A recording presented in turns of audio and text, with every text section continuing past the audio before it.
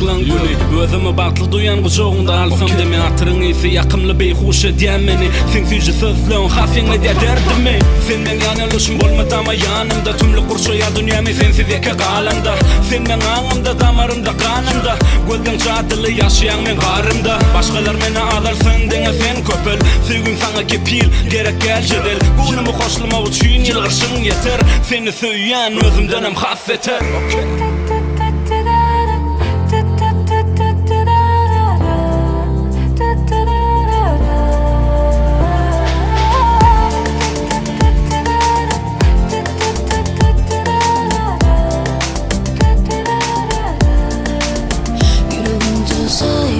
Ömrüme koşsaydı şartlığı mehrem bakınında, her bakınında.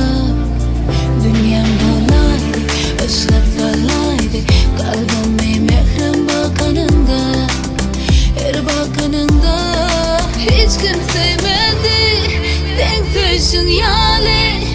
Bak yolunu astı, astı, astı. Hiç kim duymadı.